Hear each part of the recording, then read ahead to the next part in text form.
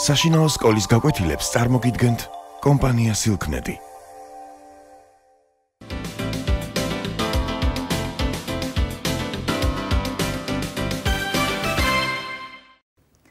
მოგესალმებით, დღეს ჩვენ ვისაუბრებთ ვეფხისტყაოსნის ერთ-ერთ უმნიშვნელოვანეს საკითხზე, როგორც გახლავთ ქაჯეთის ციხის აღება. რადგან ვეფხისტყაოსანში უმთავრესი სათქმელი გახლავთ ის, რომ ბოროტებაზე უნდა გაიმარჯოს სიკეთემ და იმისთვის, რომ რუსთავმა თქვას ბოროტსაძლია კეთილმან არსება მისი გრძელიაო, აუცილებელია ქაჯეთის ციხე დამარცხდეს და ქაჯეთში დაპატიმრებული ნესტანი გამოიხსნან გმირებმა. სამმა გმირმა მნათობმა უნდა მოახერხოს ბოროტების დამარცხება და რადგან ბოროტება თავმოყრილია ქაჯეთის ციხეში, ქაჯეთის ციხის აღებით სწორედ ხდება სიკეთის გამარჯვება ვეფხისტყაოსნის მიხედვით. მოგეხსენებათ მანამდე რა მოხდა, ორიოდე სიტყვით რომ გაგახსენოთ. ნესტანი აღმოჩნდა ქაჯეთის ციხეში, ტარიელი ეძებდა მას, მაგრამ მის კვალს ვერ მიაგნო, ხოლო ავთანდილმა ფატმანის დახმარებით გაიგო, რომ ნესტანი ქაჯეთის ციხეში იყო.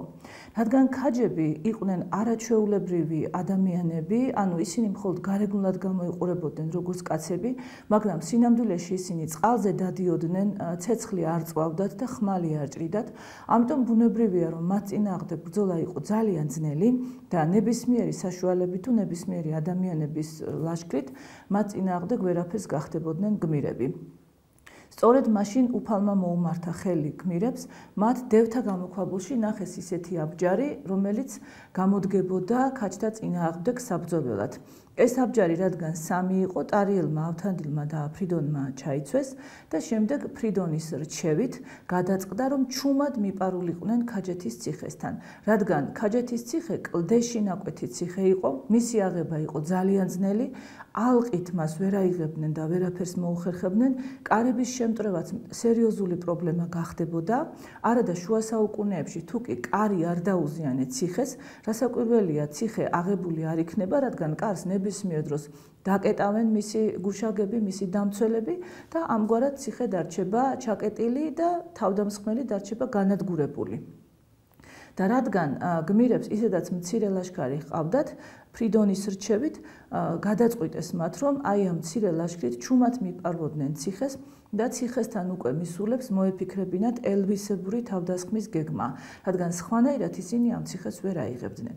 ქაჯეთის ციხის აღება სწორედ მაშინ იწყება, როცა გმირები უკვე 300 კაციანი ამალით არიან მისულნი ქაჯეთის ციხესთან, ხედავენ ისინი ციხეს და დაიწყეს ბჭობა იმასთან დაკავშირებით, თუ როგორ აიღონ ციხე. პირველად ამბობს თავის აზრს ფრიდონი. ამიტომაც ამ თავს ქვია სწორედ თათბირი ნურადინ ფრიდონისა. სამივე გმირს, ტარიელსაც, ავთანდილსაც და ფრიდონსაც ახასიათებს ის, რომ ისინი მასშტაბურად აზროვნებენ, ამიტომ კარგად ხედავენ წინ არსებულ პრობლემას, ხედავენ იმას, რომ ეს არ არის სულაც ადვილი საქმე და ამიტომ გარკვეული შესავლით იწყებენ ხოლმე ისინი საუბარს, რომ წინასწარ ჩამოყალიბებული ჰქონდეთ როგორც სირთულე ბრძოლისა, ისევე გათვალისწინებული წინასწარ თუ რა უნდა ქნან რაღაცა გარკვეული დაბრკოლების შემთხვევაში. ამიტომაც სამივე გმირი იწყებს საუბარს იმასთან დაკავშირებით, თუ როგორ მიაღწიონ იმას, რომ ციხის კარი გაუღონ. რადგან წეღანაც გითხარით, რომ თუ კი ციხის კარი არ იქნება ღია და არ იქნება დაზიანებული, კლდეში ნაკვეთ ქალაქს ვერავითარ შემთხვევაში ვერ აიღებენ გმირები. რამდენი ჯარისკაციც გინდა ჰყავდეთ და მათი ლაშქარი რამდენიმე ომრისაგანაც გინდა იყოს შემდგარი. ამიტომაც ფრიდონი იწყებს საუბარს ასე.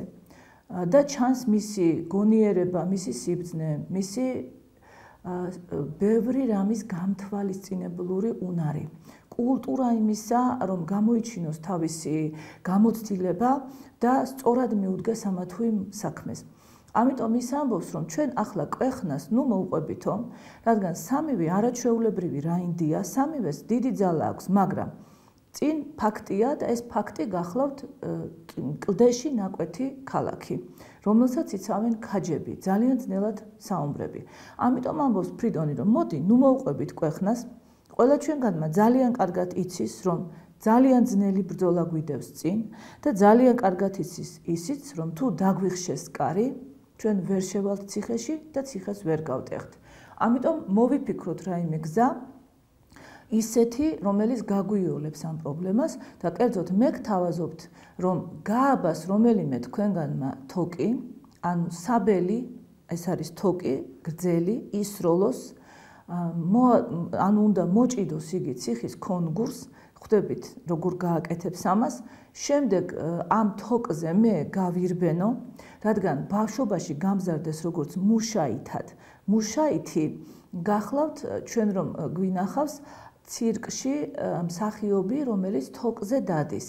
აი ასეთი საქმე უსწავლებიათ ფრიდონისთვის ბავშვობაში და ნუ დაგვაბნევს ის რომ იგი მულღაზანზარის მეფეა და ნუ გაგვაოცებს, რადგან მეფეებს სხვათა შორის ასწავლიდნენ ხოლმე სხვადასხვა ხელობას, რომ მას გაჭირვებაში ბევრი რამის გაკეთება შეძლებოდა და გაჭირვებაში თავი დაეხსნა შემოსეული მტრისაგან თუ რაღაც მომენტში თავი გაეტანა თავისი მოხერხებულობით. აი რადგან ფრიდონმა იცის მუშაითობა, ანუ მას შეუძლია რომ გაირბინოს თოკზე, ამბობს კიდეც ისე გავირბენ თოკზე თვალსაც ვერ მომკრავენო, თანაც არ მიჭირს, ჩემთვის არ არის არანაირი დაბრკოლება იმ თვალსაზრისით, რომ უნდა ჩავიცვა აბჯარი არაღი და ისე გავირბინო, რადგან აბჯარი მძიმეა, იარაღსაც გარკვეული სიმძიმე აქვს ცხადია. ფარსაც დავიჭერ, ანუ მას შეუძლია ხმალის დაიჭიროს, ფარის დაიჭიროს, აბჯარიც ჩაიცვას და თუმცა ეს უზღუდავს მას მოძრაობის შესაძლებლობას და ეს ყველაფერი ამძიმებს, ამის მიუხედავად იმდენად დიდოსტატია, ესე იგი თოკზე სიარულში, რომ შეუძლია მაინც გაირბინოს, ისე რომ თვალსაც ვერ მომკრავენ, ჩავხტები ციხეში, კონგურიდან უცხადია და აი ამის შემდეგ მე შევეცდები რომ კარი გავაღო. არც ის იქნება ჩემთვის პრობლემა, რომ კარის მცველები დავხოცო, ხოლო შემდეგ უკვე როცა კარს ღიას დაინახავთ და მოგესმებათ ზრიალი ზარისა, ანუ ბრძოლის ხმა, აი იქ უკვე თქვენს ოსტატობაზეა დამოკიდებული, როგორ მოხვალთ, როგორ მომეშველებით და როგორ შემოიჭრებით ქალაქშიო. როგორც კი ფრიდონმა თათბირი დაამთავრა, უკვე დადგა ავთანდილის ჯერი. ავთანდილმაც პატარა შესავალი თქვა, ორიოდე სიტყვით მან მიმართა ფრიდონს და გრძნობთ აი ამ სიტყვაში როგორი ტაქტიანია ავთანდილი და როგორ ცდილობს იგი რომ არ აწყენინოს ფრიდონს. ამიტომ ასე იწყებს ლაპარაკს, რომ შენ არაჩვეულებრივი მებრძოლი ხარ, არც რაიმე გაწუხებს, არც რაიმე გტკივა, ძალიან მოხერხებულიცა ხარ. ანუ ერთი წამითაც არ მეპარება ეჭვი იმაში, რომ შენ რასაც ამბობ, ყველაფერი შეგიძლია და ყველაფერს არაჩვეულებრივად გააკეთებ. მაგრამ მოდი ერთი რამ გაითვალისწინეო, ასე შეაპარა ძალიან ტაქტიანად, რომ ცველები დგანან ახლო-ახლო. შეუძლებელია თოკი ისეთ ადგილას მოვდოთ კონგურს, რომ მათ ვერ დაინახონ და დაუშვათ ვისარგებლეთ იმით, რომ ღამეა და თოკი ვერ დაინახეს. როგორც გინდა ფრთხილად გაირბინო თოკზე, ისინი მაინც გაიგებენ აბჯრის ჩხარუნს და აბჯრის ჩხარუნზე მიაქცევენ ყურადღებას, საიდან მოდის ეს ხმა, დაგინახავენ თოკზე მიმავალს, თოკს გადაჭრიან და მთელი შენი ეს მცდელობა წყალში ჩაიყრებაო, ავთანდილი ეუბნება. იმიტომ რომ ჩამოვარდნილი გააჩნია რა სიმაღლიდან და თანაც აბჯარი არაღით, იოლი შესაძლებელია რომ ფრიდონი დაიმტვრეს და სერიოზული პრობლემები შეექმნეს ჯანმრთელობის თვალსაზრისით და თანაც უკვე ქაჯეთის ციხის მცველები გაფრთხილდებიან, რადგან ისინი იგრძნობენ რომ რაღაც თავდასხმა მზადდება, რადგან დაინახეს ადამიანი, რომელიც თოკზე გადიოდა. აი ამიტომ ავთანდილის თავაზობს მეგობრებს ასეთ გეგმას, რომ იგი სულ ორიოდე კაცის თანხლებით ვაჭრულად გადაცმული მივა ციხესთან. რით სარგებლობს ავთანდილი? იმით რომ ვაჭრისა არავის ეშინია, ვაჭარმა ბრძოლა არ იცის, რაინდები თუ ქაჯები სასაცილოდაც კი არ მიიჩნევენ ვაჭრის შებრძოლებას. მიაჩნიათ რომ ვაჭარს ისინი ძალიან ადვილად დაამარცხებენ, მით უმეტეს ახლა ორიოდე ვაჭარმა რა შეიძლება მათ დაუშაოთ, ამიტომ ისინი ჩვეულებრივად გააღებენ კარს ციხისა და ჩვეულებრივ შეუშვებენ ვაჭარს. ავთანდილი ეუბნება რომ აი მაშინ გამოჩნდება ჩემი ოსტატობა. მე დავაზიანებ კარის კლიტეებს, ანუ იგულისხმება იზამს ისე, რომ კარი ვეღარ დაკეტონ, დავიწყებ რასაკვირველია ბრძოლას, იმიტომ რომ ცხადია რომ ახლა ავთანდილს არავინ დააზიანებინებს კლიტეს, თუ კი ისინი თვითონ ცოცხლები იქნებიან. ამიტომ ეს ყველაფერი მხოლოდ მაშინ მოხდება თუ ავთანდილი დახოცავს გუშაგებს და გუშაგების დახოცვისა და კარის კლიტეთა დაზიანების შემდეგ უკვე კარი ვეღარ დაიკეტება და როცა ავთანდილი ამ გზით დაიწყებს ომს მარტო ამასობაში მიეხმარებიან მას დანარჩენი მოლაშქრეები. ეს იყო ავთანდილის გეგმა. როგორც ხედავთ, ფრიდონის გეგმაში გარკვეული სისხარტეცი გულისხმებოდა, მაგრამ მიზანი იყო კარის გაღება. ავთანდილის გეგმაშიც მიზანი კარის გაღება, ავთანდილი უფრო მეტი მოხერხებულობით გამოირჩევა, ამ შემთხვევაში თვითონ იგი თავის ამ საქციელს მუხტლურს უწოდებს, რადგან სიმუხტლეა მისი აზრით ის, რომ რაინდი როგორც ვაჭარი ისე შევიდეს ქალაქში, ანუ ეს არის ერთგვარი თვალთმაქცობა, რაც რაინდს მაინც და მაინც არ მოსწონს, მაგრამ შეუძლია მას ასეთი ნაბიჯი გადადგას, რამდენადაც მიიჩნევს, რომ ეს ნაბიჯი აუცილებელია მეგობრისათვის და აუცილებელია საიმისოთ, რომ ტარიელს სატრფო დაუბრუნოს და ბედნიერება კვლავ აღირსოს. აი ამიტომაც მიმართავს ასეთ მისი აზრით არარაინდულ და არავაშკაცურ საქციელს. ბოლოს უკვე სიტყვას იღებს ტარიელი. საოცარია თავისთავად ისიც, რომ ტარიელიც ძალიან დიდი ტაქტით იწყებს საუბარს, იმიტომ რომ აი სამივე ეს მეგობარი გვიჩვენებს, როგორ დიდ პატივს სცემენ ერთმანეთს და როგორ არ სურთ, რომ ერთმანეთს რაიმენაირად გული ატკინონ ან რაიმე სახის შეურაცხყოფა მიაყენონ. აი ამიტომაც ტარიელი უპირველეს ყოვლისა იწყებს მადლიერებით. იწყებს საუბარს იმითი, რომ თქვენ ორივეს გსურთ, ჩემ გამო დაიხოცოთ. თქვენ გსურთ, რომ ბრძოლის ძირითადი ტვირთი თქვენ აიღოთ და მე ამით შემივსუბუქოთ ბრძოლა. მე მადლობის გარდა არაფერი მეთქმის, მაგრამ ერთი რამ გავითვალისწინოთო. რომ გადმოიხედოს ჩემმა სატრფომ და დაინახოს, რომ თქვენ ჩართული ხართ ბრძოლაში და მე გულხელდაკრეფილი ვდგავარ. ეს ხომ საშინლად მომჭრის თავს, ეს ხომ შემარცხვენს ჩემი სატრფოს თვალში. ამიტომ ასევე ვერ გავჩერდები, მადლიერი ვარ თქვენი, მაგრამ მოდი სხვანაირი გეგმაც მოვიფიქროთო და იგი სთავაზობს მეგობრებს ასეთ რამეს, რომ 3 კარი აქვს ქაჯეთის ციხეს, რადგან ეს როგორც ჩანს არის დაახლოებით ნახევარი რკალი, აი რკალური ნახევარკალური ფორმის ციხეა, კლდეში ნაკვეთი და კარი აქვს 3 სხვადასხვა მხრიდან, ცენტრალური და აქეთ-იქითა. იგულისხმება, რომ რადგან ეს პატარა ციხე არ არის, გუშაგები ვერ ხედავენ, ერთი რომელიმე კარის გუშაგები ვერ ხედავენ თუ მეორე კართან რა ხდება. ამიტომაც ცხადია, რომ ცენტრალური კარის გუშაგი ხედავს მხოლოდ რა ხდება წინ ციხისა, ხოლო მარჯვენა თუ მარცხენა კარის გუშაგები შესაბამისად ხედავენ მათ წინ რა ხდება იმ სივრცეს.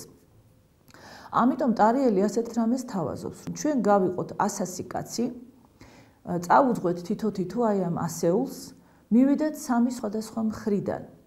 ყველა გუშაგი ხედავს მარტო იმ 100 კაცს, ვინც მასთან მიდის, მის კარს მიუახლოვდება. ჩვენ ვიცით, რომ ცენტრალურ კარს ქაჯეთის ციხეში იცავს 10,000 გუშაგი, ხოლო აქეთ-იქით კარს იცავს 3,000. 100 კაცი მაშინ როცა 3,000 გუშაგი დგას, თუნდაც თავი დავანებოთ 10,000, სასაცილოც კი არ არის მათთვის. ანუ მათთვის ეს არანაირი დაბრკოლება არ არის.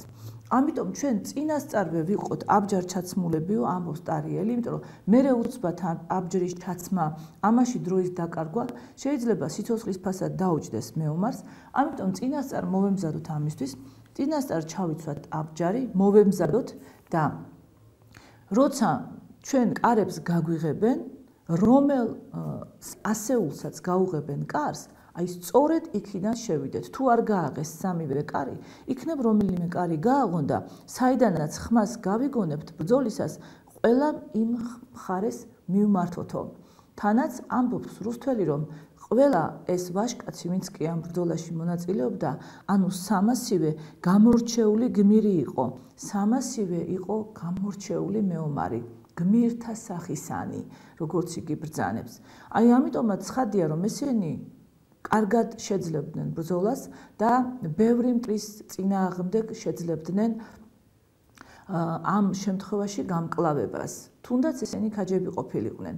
აი ამიტომაც არ ეშინიათ აი ამ გმირებს და ფიქრობენ, რომ 100 კაცი სერიოზული ძალაა ბრძოლის დროს. მართლაც დაუჯერეს ტარიელს და თანაც საინტერესო რომ ტარიელს დაუჯერეს არა იმის გამო და მიიღეს მისი თათბირი, მისი რჩევა, არა იმის გამო, რომ ტარიელის სატრფო იყო ნესტანი და ამით თქვათ მას რაღაც უპირატესობა ენიჭებოდა.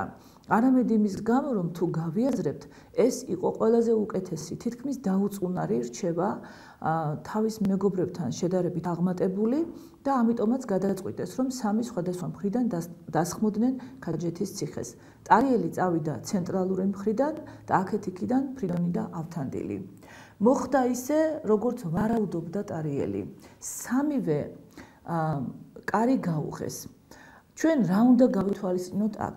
რა თქმა უნდა, არ წერია ეს ვეფხისტყაოსანში, მაგრამ იმისთვის, რომ ანალიზი შევძლოთ ნაწარმოებისა, ერთი რამ აუცილებლად დაგვჭირდება ვთქვათ.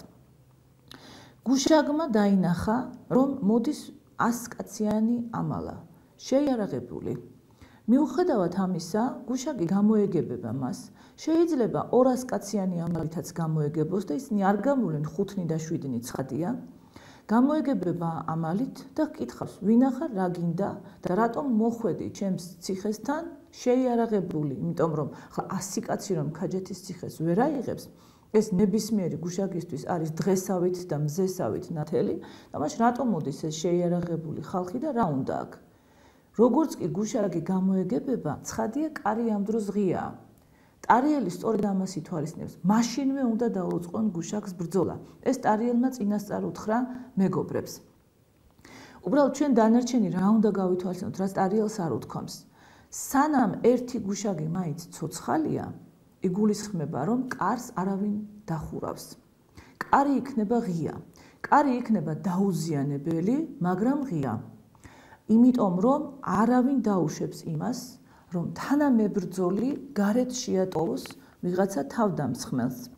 აუცილებლად მიეშველება, თუნდაც არ იყოს ამ 100 თუ 200 გამოგებებულში ძმა თუ ბიძაშვილი თუ ნათესავი, შენი ქალაქელია, შენი თანამებრძოლია, თანამემამულია და როგორც წესი ამ ტიპის ღალატი, ამ ტიპის გაუტანლობა ბრძოლის დროს არ მოდის. ამიტომ არც ერთი გუშაგი, ის რომელ ქვეყანაშიც გინდა ხდებოდეს და რომელი ქალაქიც გინდა იყოს, არც ერთი გუშაგი არ დაკეტავს კარს და არ დატოვებს თავის მეომარს, თუნდაც ერთს, სანამ უკანასკნელი მაინც ცოცხალია, აი ამ თავდამსხმელის ანაბარა. ამიტომაც ამით ისარგებლებთო, ამბობს ტარიელი, შეიჭრებით ციხეში.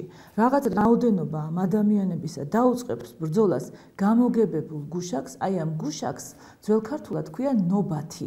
თუ დავიმახსოვრებთ ამ სიტყვას, კარგია, იმიტომ რომ ნობათი დღეს ქვია ამანათს. დღეს სულ სხვა მნიშვნელობა აქვს მას. ხოლო ძველად ნობათი ერქვა დარაჯს, რომელიც ყარაულობდა დარაჯობდა ციხეს და იცავდა ციხის კარს თავდასხმისაგან. აი ამიტომაც ეუბნება ტარიელი, რომ აი ამ ნობათებს შევებრძოლებით ჩვენ, რამდენიმე კაცი. დანარჩენი შეეცდება, რომ შეიჭრას ციხეში და გააგრძელოს ბრძოლა უკვე ციხის შიგნით. ხოლო დანარჩენი 2 კაცი თავისი 200 კაცით, ანუ ფრიდონი და ტარიელი თუ ფრიდონი და ავთანდილი თუ ვინც იქნება გააჩნია, ვის წინ გააღებენ კარს, მივლენ სწორედ იქ და იქ მიირბენენ უცბად, საიდანაც იწყება ბრძოლა და იქიდან გააგრძელებენ ბრძოლას. დაიწყეს ბრძოლა მეომრებმა, არც ერთმა მათგანმა არ იცის, სხვაგანაც კარი გააღეს თუ არა და პირდაპირ ასე აგრძელებს რუსთველი, მაშინ ქაჯეთს მოიწია უსაზომორი სხვა ღვთისა, გადიატდა ჯარი მკვდრისაო. ანუ გვიხსნის იგი, რომ ამ შემთხვევაში ეს მეომრები ღვთის რისხვა იყვნენ. ისინი უფლისნებას ასრულებდნენ, ანადგურებდნენ ბოროტების ბუდეს. და ამიტომაც ქაჯეთი აიღო და გაანადგურა არა 3 კაცმა 300 მეომრის თანხლებით, არამედ უფალმა. ასე უნდა გავიგოთ, ასე გვეუბნება რუსთველი და ხვდებით თქვენ, რომ ეს არის ბევრად უფრო საზრიანი მიდგომა ამ მომენტთან და ბევრად უკეთესი გადაწყვეტა, რაც რუსთველმა მოგცა ამ ნაწარმოებში. როცა უკვე შეხვდნენ ერთმანეთს ფრიდონი და ავთანდილი, ისინი შესული იყვნენ აქეთ-იქით კარებიდან, ხვდებით და ორივე მათგანმა ბრძოლით გაიკაფა გზა ქალაქის ცენტრისკენ და როცა ისინი ერთმანეთს შეხვდნენ, თვალი მოატარეს და დაუწყეს ძებნა ტარიელს. ტარიელი შესული იყო ცენტრალური კარიდან. როცა მათ ტარიელი ვერ დაინახეს, დაბრუნდნენ ცენტრალურ კართან და იმ რაოდენობით დახოცილი მეომრებისა და მიმართულებით ამ დახოცილი მეომრების მიხვდნენ ისინი საით იყო ტარიელი წასული. და როცა გაჰყვნენ აი ამ დახოცილ დაჩეხილი მეომრების გვამებს და ბოლოს პატარა გვირაბშიც გაძვრნენ, დაინახეს მათ ტარიელი და ნესტანი გადაჭდობილნი და ჩახუტებულნი.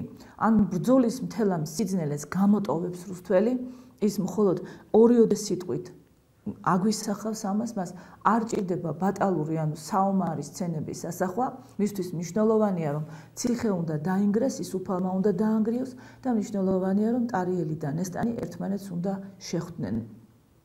რუსთველი ამას პოეტურად და ლამაზად ამბობს. ნახეს მზისა შესაყრელად გამოეშვა მთვარე გველსა. ეს გახლავთ ქართული მითოლოგიური წარმოდგენის მიხედვით.